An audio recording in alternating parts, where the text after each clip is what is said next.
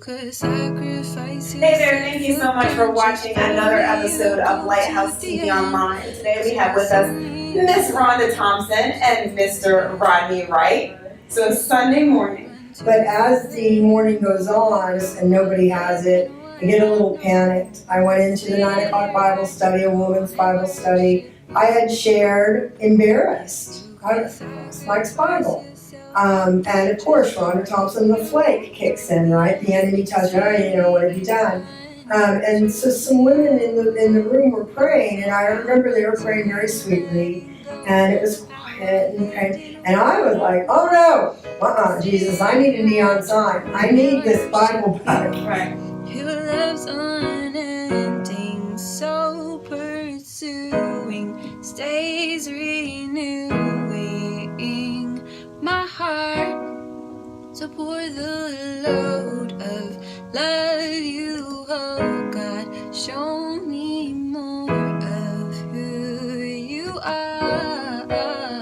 If you could sacrifice yourself again, just for me, you'd go to the end to see me. I need this Bible back. Right. The next day, Monday, the children were out of school, and so I kind of was off work for whatever reason that day. It was rainy, it was gloomy, and the depression and the self-attack of, this isn't even funny anymore. Right. You don't know where this Bible is. And when my husband died, I did not ask God to give him back. But I did ask God, I need you to give me the Bible back. I was at the train tracks and I said, Lord, please, I need you to give me the Bible back because it doesn't belong to me. And I didn't really understand that at first when it came out of my mouth, but it doesn't belong to me. Obviously, it's got its own story now, but it's still probably not finished. It belongs to the children, if nothing else. Went to bed that night, maybe posted that on Facebook. I get a text from Rodney with, I believe, a picture of the corner of one of the pages, and I could see somebody's signature. Somebody had written, you could see the gold Sharpie, and I was like, ah! So now we've got to fill in some gaps. So if you remember, Rodney told you that he works for KDOT. So you're at work. I'm at work, and my supervisor had came to me and told me that he would like for me to go up to 56 Highway up here to pick up. He goes, I don't know what it is, a book or a magazine or something. He goes, it's all over the place. So I went and jumped in my dump truck and grabbed a couple trash bags and went there and picked it up. And I noticed right away that it was a Bible. And at the time, it didn't click on me whose it was.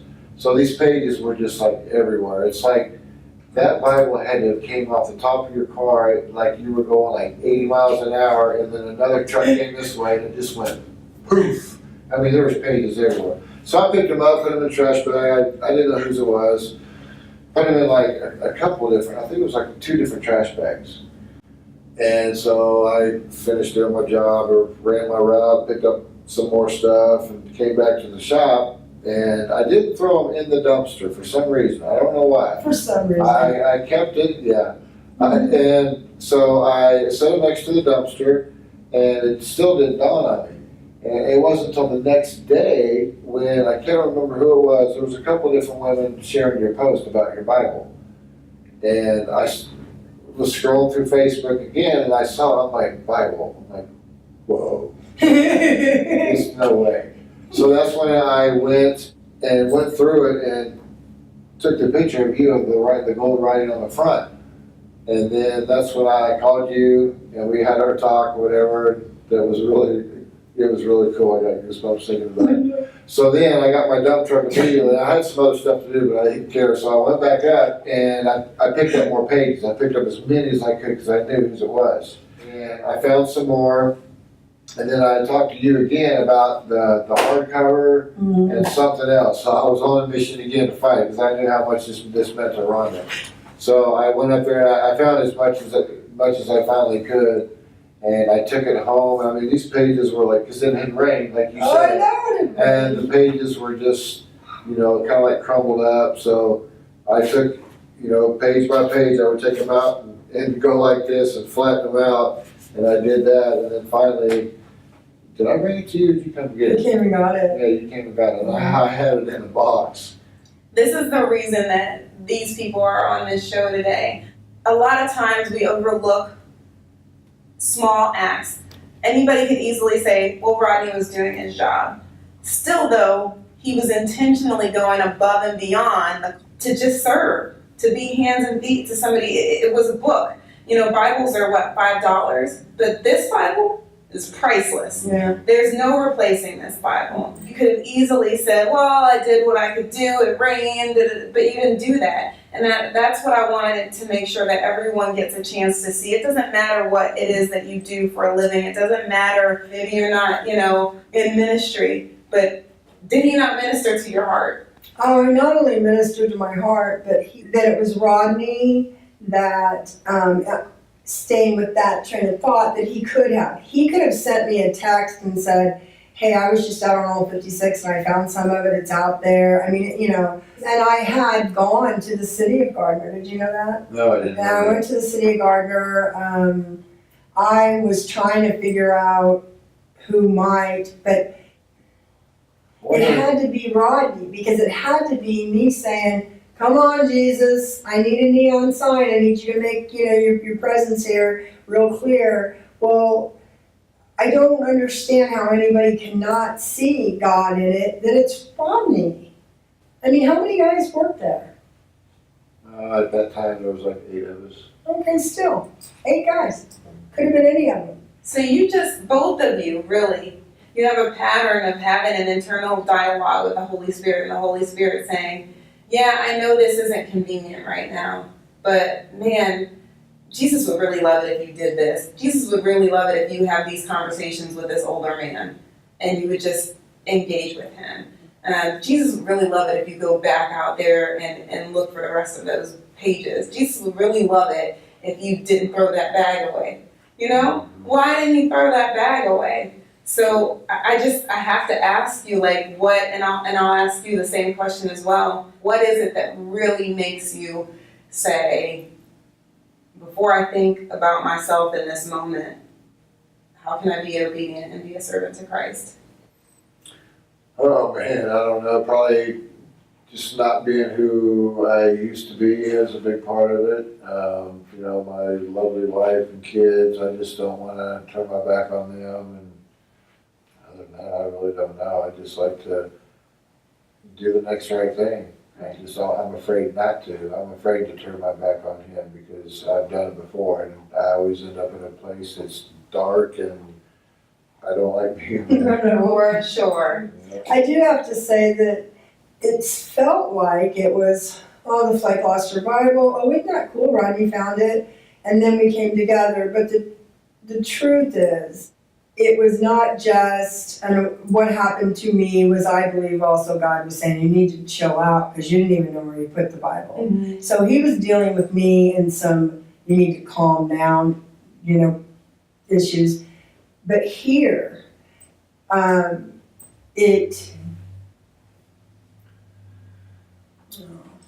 don't want to hurt anybody's feelings and I don't want to cry, but there's a lot of people in my life that do not speak my husband's name. Mm-hmm. I believe out of the goodness of their heart, they just think it's better for me. Rodney has been real with me over and over and over again about the relationship that he had with my husband and how it meant something to him. And that, Well, what's kind of unique, I don't know what the word for it is the time when I found the Bible, I was this close from turning my back on God at the time. At the time, I was getting a bunch of dental work done. Mm-hmm. And I've had a problem with stuff in the past. Mm-hmm. Alcohol, drugs, whatever. And at the time, I was getting pain pills. Mm-hmm. And I was taking them as the doctor prescribed, but I was also hoarding them back. And I had like 12 or 13 like saved back to where, okay, one day if I get frustrated enough with these kids or my job or whatever, I'm just gonna take them and get high. And when this all happened, that's when I had like 11 or 12 extra ones saved up. And it was the day of the interview that Mike Flinner was gonna come out and interview us. That day I was like, okay, I can't do this. So I remember I went home to lunch. At lunch, Laura was working from home. And I remember I showed her the pills. I'm like, okay, I was gonna take these, but I don't want to, I can't. And I think that all had to do with It this. did, that's the best part of this the whole thing. story. And I ended up flushing them down the store with Laura there. Yes, the best part, it really is. So Yes. that's the real deal, so. Excellent. Because I mean, come on, people. Right. But at How that can time, you before I not- found that, I was just getting ready just to go have a little party with myself for a while. And I will say though too, like, that's you listening once again. Mhm. Because you could have easily chickened out on that too, and still, like, God is so great at redeeming anything. Like, it is okay to stumble, it is okay to struggle, but man, like, He is always right there. There's not a time that He's gonna be like, nope, you messed up too much, and I'm not helping you. I'm not gonna. He's there, Yeah. and Absolutely. and you were willing and obedient, and what a blessing. And I don't know that it's over because I know that I felt so close to him and I knew how close him and Mike were. But then for a minute, I felt kind of probably like people do. I felt foggy, like maybe I'd see it, I'd smile, and kind of to everybody. Right. And then he brought us right back together, and that's why I don't know that it's over. Well, welcome back. Thank you guys so much for sticking around and joining us for the second half. I wanted to take a minute to thank our gracious geographic host for the day. It is New Life Community Church, our church home. And we appreciate all the viewers, everyone who has contributed to the campaign and everyone who is continuing to contribute to the campaign. Today's episode took that many hours to produce. So thank you so much. The contributions that you make it possible for me to feed my children more than hopes and dreams. That sound means it's time for the lightning round. Lightning round. Lightning round. Okay, so are you ready? Yes. All right, so we'll start with you, Miss Rhonda. Do you say soda or do you say pop? Pop. Rodney, do you fold your toilet paper over or under? It doesn't matter, either way. What? Either way. Qdoba or Chipotle? Chipotle. My girl. Caleb or Erwin? Caleb. Paper book, ebook, or audiobook? Audiobook. I knew you would say that. YouTube or Vimeo? YouTube. I don't even know what Vimeo is. Are you listening to that New Life Yeah. Community Church? Yeah, it's a rough trip to All right. KU, K-State, or Mizzou? Hey, you like that? All right. Heels or flats? PJs or sweats? Oh, for what? PJs. I should have known. I should have known better than to ask you. PJs. Well, I mean, it depends on what I was doing. All I'm right. not going to Walmart in my PJs, There but you go. PJs. Do you say Missouri or Missouri? Missouri. Yes. Thank you. Thank you. Royals or Cardinals? Royals. King James or NLT? NLT. Laurel or Yanny? I guess I heard Yanny. Do you know what I'm talking I about? heard Laurel. Yeah. Actually, I heard Laura since my wife's married. Oh, yeah, you did. Yes, you did. I've heard them both, so I don't even say it anymore. Would you rather do a road trip or a flight? It depends on how far it is. Okay. Mountains or beach? Beach. Me? Mhm. Oh, beach. Batman or Iron Man? Iron Man. Okay, I can dig it. I'm a Marvel girl. Summer or winter? Summer. All right, so you're loving this right now. Facebook or Instagram? Facebook. American Idol or The Voice? The Voice. Gates or KC Joe's? Casey Joe's. Cable or streaming? Streaming now. Alrighty. Nike or Adidas? Nike. Alrighty. And finally, Mac or PC? PC. But it's, come on. That's what I was talking about. But you have an iPhone, right?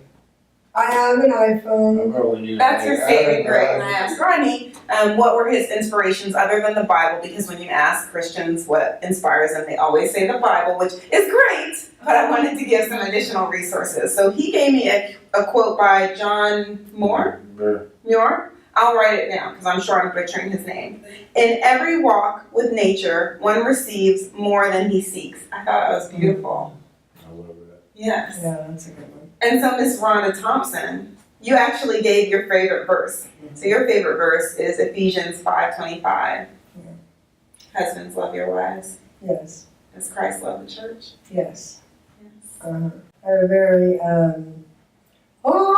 part of our marriage where we had pretty much said everything there was to say. And, you know, there's only so much you can do, whether it's threat or promise, whatever. He actually reached out to our senior pastor, Rick George. At that time, he referred to him as my pastor. I called your pastor, and I made us an appointment. And we went and spent several hours at my pastor's house. And Mike had no problem whatsoever explaining to Rick all of the things that were wrong with me, all of the things that were wrong with our marriage. And tears just ran down my face, and I wasn't really sure what to do because we were going to divorce. Mm-hmm. I mean, there was no doubt about it. And I knew how to divorce, but I didn't know how to do it as a Christian. So Rick, who probably was totally freaked out by this point because he's like, whoa, these people are nuts, literally said to us, I suggest that you go home and read Ephesians 5:25 separately, because we were living separately, and just kind of see where God takes you. And I'm going to tell you the truth, I checked out. I think Rick was still talking to Mike, but I just thought it was done. Actually, he drove me to my apartment. I went in the house, talked to my friend on the phone. I said, I think it's finished. We had been talking all the time. We still were together. Well, we went radio silent, and it was 3 weeks, and a knock on the door late Monday night. And I thought, oh, he's going to give me divorce papers. And he said, well, what do you think about that, Ephesians 5:25? And it changed his life. He went to men's group, and they just happened to be doing a series on marriage. And so Ephesians 5:25 brought my husband back to me, but more than that, it really set a tone of, we don't get to make up the rules in this marriage. We don't get to listen to what our girlfriends think it should be, right? Christ has already told me what it is. And women, just so you know, one of the best ways to end a fight is to say, honey, are you being the husband that Christ called you to be right now? Do you feel like you are? Because if he is, then girlfriends, you got to step back.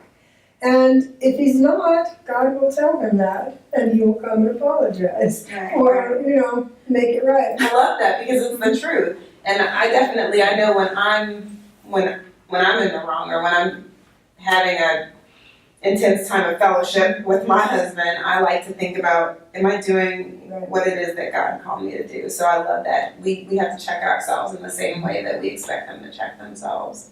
And to be clear, it's not a get out of jail free card for wives. That's not what I'm saying. But I always feel like I have to start there, because if we could just believe that they love us, if we could just snuggle into that, I believe we as a society would be better women, obviously better wives, better mothers. But to get there, shocker ladies, you need to marry a man of God. And then he has to understand completely that he's not giving anything up. Right. He's loving us as wives so that we can follow him. And it's just kind of this secret little code in the Bible that I don't know that all the marriages get. And And they don't, because you know how we do. We treat the Bible like it's a menu at a restaurant. And we go through parts that we like, and just like a lot of people skip over that, they might skip over that light and healthy part, or they might skip over that senior part. Well, guess what? At some point, you're gonna be a senior, and at some part, you're gonna need the light and healthy. So you better go over that whole menu, because you need everything in it. That's right. You guys have been so amazing as guests. I know that we've talked a very long time, and not one single moment did either of you look annoyed about the amount of time. I don't know how long this episode is going to be, so this might be a special 2-part episode. Just because I don't want to, there's nothing that I want anyone to miss that was in this. I appreciate you stepping out of that and saying, you know what, this is an experience that needs to be shared and that somebody could benefit from it. So before I let you guys leave, Thanks for having me. oh my goodness. Thank you to our generous supporters. Because of them, I'm able to bless you guys with just a little something. So, that's a paper. thank you. The righteous man walks in his integrity, his children are blessed after him. Proverbs 27, that's The awesome. righteous man, you are too. Love lives here. I know where I'm putting this. Thank you so much, You are supporters. so welcome. Awesome. Thank you guys. And thank you guys for watching another episode of Lighthouse TV Online. If you want more information about the show, all you have to do is go to LighthouseTV.online. All the notes, everything that we talked about will be there. And if you want to go ahead and continue to support the show, please go ahead and contribute there. And don't forget to like, comment, and of course share this episode. See you next time. You could sacrifice yourself again just for me. You'd go to the end to see me run to you. So I'll run to you, letting go of how I lived and what I've known. To sit here at your throne and worship you.